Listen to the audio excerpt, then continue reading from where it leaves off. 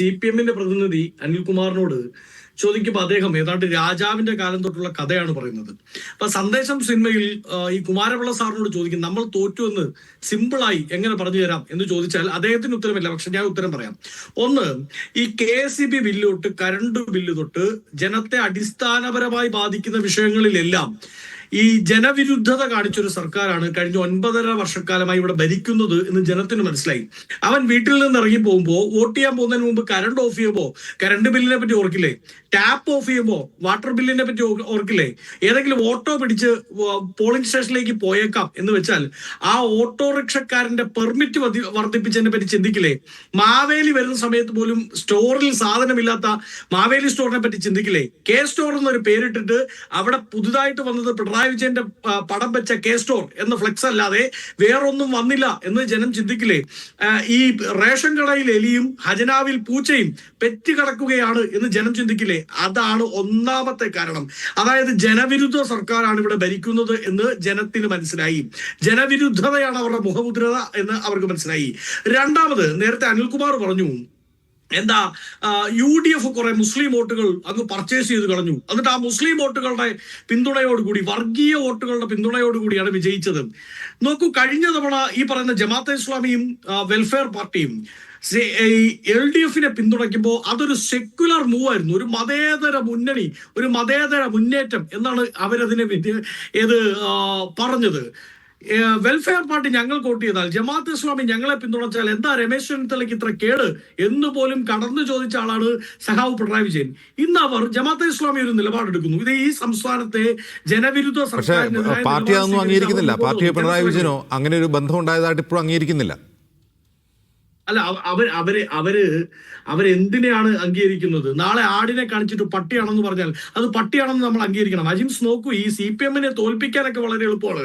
പക്ഷെ അവർ തോറ്റു എന്നുള്ളത് അത് ജനം വോട്ട് ചെയ്തിട്ടാണ് തോറ്റത് എന്ന് അവരെ പറഞ്ഞു പഠിപ്പിക്കാനാണ് ഏറ്റവും പാട്. തോൽപ്പിക്കുന്നതിനേക്കാൾ പാടാണ് അവർ തോറ്റു എന്ന യാഥാർത്ഥ്യം അവരെ ഒന്ന് പറഞ്ഞു ബോധ്യപ്പെടുത്താൻ വേണ്ടി. നോക്കൂ, ഒന്ന്, ഈ ജമാഅത്തെ ഇസ്ലാമി ബന്ധമടക്കമുള്ള കാര്യങ്ങളിൽ ഇവർ പറഞ്ഞു വെച്ച ഐഡിയോളജി ഉണ്ടല്ലോ, അത് അവർക്ക് തന്നെ തിരിച്ചടിയാകുകയാണ്. കാരണം പണ്ടത്തെ പോലെയല്ലെന്നേ. കൊല്ലത്ത് പോയൊരു നിലപാട്, കോട്ടയത്ത് വന്ന് മറ്റൊരു നിലപാടൊന്നും പറയാൻ പറ്റില്ല. ഇന്ന് ജെൻസി കുട്ടികളുടെ കാലമാണ്. അവരുടെ കയ്യിൽ ഇരിക്കുകയാണ് 5 വർഷം മുമ്പ് എന്ത് നിലപാടാണ് ഈ വിഷയത്തിൽ CPM സ്വീകരിച്ചത്. നോക്കൂ, സർക്കാരിനെതിരായി സമരം ചെയ്യുന്ന വയൽക്കിളികളെ ഇവർ RSS എന്ന് വിളിക്കും. സർക്കാരിനെതിരായി കേരളയിൽ സമരം നടക്കുമ്പോൾ അവരെ SDP എന്ന് വിളിക്കും. സർക്കാരിനെതിരായി വിഴിഞ്ഞം സമരം നടക്കുമ്പോൾ അവിടുത്തെ അച്ഛന്മാരെ അടക്കം വർഗീയവാദികൾ എന്ന് വിളിക്കും.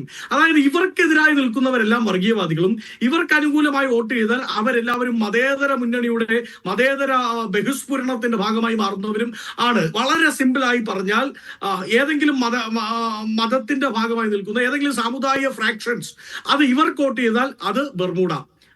വളരെ സിമ്പിൾ ആണ്. ആ സമയം ആ ഫ്രാക്ഷൻസ് ഒരു തീരുമാനമെടുക്കുകയാണ്, ഈ തവണ ഈ ജനകീയ മുന്നേറ്റത്തിന് വോട്ട് ചെയ്യാം, അത് UDF വോട്ട് ചെയ്യാം എന്ന് പറഞ്ഞാൽ അത് വള്ളിനിക്കർ എന്ന് പറയുന്ന നിലപാട് ശരിയല്ല. പിണറായി വിജയൻ സർക്കാർ നടത്തിയ ഏറ്റവും പ്രധാനപ്പെട്ട ഇലക്ഷൻ, നേരത്തെ നവാസ് അത് പറഞ്ഞു, ഇലക്ഷൻ ഗ്രൗണ്ട് ഫോർമേഷൻ ഇതിനു മുമ്പ് ഇതുപോലെ കണ്ടിട്ടില്ല. ഒന്ന്, അവർക്ക് അനുകൂലമായി അവർ കോർപ്പറേഷനുകൾ, വാർഡുകൾ, ബ്ലോക്കുകൾ, ജില്ലാ പഞ്ചായത്തുകൾ വിഭജിച്ച് അവർക്ക് അനുകൂലമാക്കി മാറ്റി. അതിന് വളരെ കൃത്യമായ സ്റ്റഡി അവർ നടത്തി. രണ്ട്, ഞങ്ങളുടെ ഭാഗത്തുള്ള ഓരോ ചെറിയ പ്രശ്നങ്ങളും അവർ എടുത്ത് ഹൈലൈറ്റ് ചെയ്തു. അതിന് ചില ഞാൻ മീഡിയ വണ്ണല്ല ഉദ്ദേശിക്കുന്നത്, ചില മാധ്യമ സുഹൃത്തുക്കളുടെ വളരെ അകമഴിഞ്ഞ പിന്തുണ CPM-ന് കിട്ടി. പിണറായി വിജയന്റെ തന്നെ ഭാഷ കടമെടുത്താൽ ഒരു മാധ്യമ സിൻഡിക്കേറ്റ് കോൺഗ്രസിനെതിരായി ഈ തെരഞ്ഞെടുപ്പിൽ പ്രവർത്തിച്ചിട്ടുണ്ട്. അപ്പോൾ മാധ്യമങ്ങളുടെ പൊതുവിടങ്ങൾ ആർക്ക് അനുകൂലമായിരുന്നു ഈ തെരഞ്ഞെടുപ്പിൽ? അതും CPM-ന് അനുകൂലമായിരുന്നു.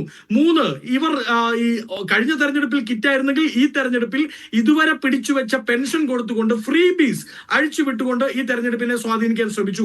അങ്ങനെ ആ ആവനാഴിയിലുള്ള പിണറായി വിജയന്റെയും ഗോവിന്ദൻ മാസ്റ്ററിന്റെയും ആവനാഴിയിലുള്ള ബ്രഹ്മാസ്ത്രങ്ങളെല്ലാം എടുത്തു പ്രയോഗിച്ചിട്ടും ജനം ഇത്രയും വലിയൊരു തിരിച്ചടി ഇവർക്ക് കൊടുത്തെങ്കിൽ അജിംസ് അങ്ങ് എഴുതി വെച്ചോളൂ, 100-ൽ പരം സീറ്റുകളുമായി UDF അധികാരത്തിൽ വരും. കാര്യം 67-ൽ ഞങ്ങൾ തോറ്റുപോകുന്നു. 68-ൽ നടക്കുന്ന തെരഞ്ഞെടുപ്പിൽ വലിയ മുന്നേറ്റം ഈ തദ്ദേശ സ്വയംഭരണം അടക്കമുള്ള കാര്യങ്ങളിൽ ഉണ്ടായപ്പോഴാണ് പിന്നീട് ഞങ്ങൾക്ക് 100-ൽ പരം സീറ്റുകളിലേക്ക് അടുത്തു വരാൻ പറ്റുന്നത്. 2010-ൽ അങ്ങ് സൂചിപ്പിച്ചെങ്കിലും തിളക്കമാർന്ന വിജയമില്ല എന്നത് പറയുമ്പോഴും അന്ന് VS അച്യുതാനന്ദന്റെ ഗവൺമെന്റ് രണ്ടാമത് അച്യുതാനന്ദൻ വരാൻ പോവുകയാണ് എന്നൊരു ട്രെൻഡ് അവിടെ ഉണ്ടായിരുന്നു. അച്യുതാനന്ദന് സീറ്റ് നിഷേധിക്കുമ്പോൾ പാർട്ടി പ്രവർത്തകർ തന്നെ തെരുവിൽ ഇറങ്ങുന്നത് നമ്മൾ കണ്ടതാണ്.